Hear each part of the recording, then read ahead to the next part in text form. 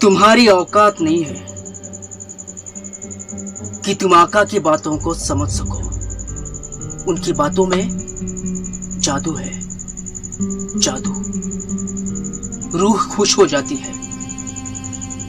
तुम तो उनकी चेहरे की तरफ देख भी नहीं सकते। इतनी चमक है उनके चेहरे पे, जैसे नूर बरसता है, नूर। आंखें टिकती नहीं है, दिल करता है कि बस देखते रहो, देखते रहो। किसी की कोई बिसात, कोई औकात नहीं उनकी आगे। वो किताब की एक बातें बताते हैं जो तुम जैसों को समझ में नहीं आएगी। वो इसलिए कि तुम काफिर हो, काफिर। दीन के लिए शमशीर उठाना पड़ता है। दीन खतरे में है। जहन्नुम की आग से बचना है तो जिहाद करना है, क्योंकि जहन्नुम की आग जलाती है तो बस जलाती ही रहती है। गुनाहों की तौबा कबूल होगी कि नहीं मैं नहीं जानता था, लेकिन आका ने कहा जो मजहब दीन की हिफाजत में अपनी जान गंवाता है उसका दर्जा बुलंद होता है। आका कहते हैं जो अल्लाह के लिए जान देता है, अल्लाह उनके गुनाहों को चाहे कितनी भी घटिया क्यों ना हो, माफ कर देता है। कोई सवाल जवाब नहीं होता उससे। एक तुम क्या जानो, अल्लाह, रसूल, जिहाद।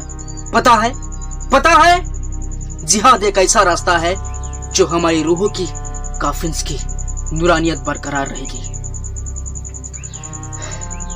इस शहादत के बाद फरिश्ते सीधे हमें जन्नत ले जाएंगे। जन्नत जहां कयामत में शान से हमें उठाया जाएगा,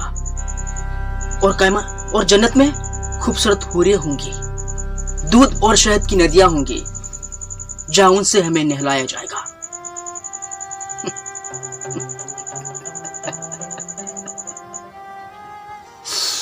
और ये सब उनकी हक में आता है जो दीन के लिए जान गंवाता है, दीन के लिए। तुमको मजहब का इल्म कहा, खुदा की कसम जिस दिन आका ने हमें इस काम के लिए चुना उसी दिन हमारी जिंदगी कामयाब हो गई। खुशी से झूम रहे थे हम। इस नेके के बाद सीधे हम जन्नत जाएंगे, जन्नत।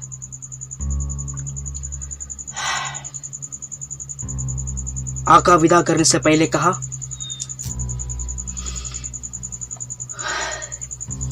जाओ बच्चों, जाओ, तब तक मारते रहना जब तक जिस्म में जान है। तबाही मचा दो। मुकदमा दुश्मनों को शहादत के बाद तुम्हारे जिस्म से पाकिल देगी। खुशबू आएगी। आका ने फिर हमें सीने से लगाया, दुआ दी और कहा अल्लाह हाफिज। कि परवरदिगार हमें मकसद में कामयाब करे। अगर जीत गए तो गाजी, अगर कुर्बान हुए तो शहीद। आका ने कहा अल्लाह हमारे घरों की हिफाजत करेंगे।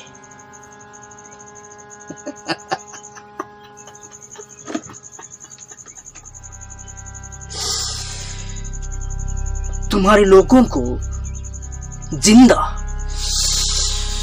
कत्ल करने में जो मजा मिला, कसम से।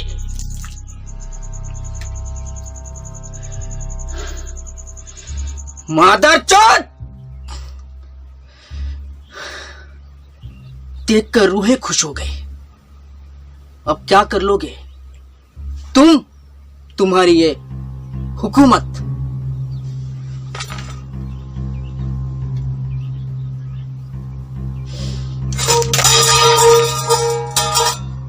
बोलो।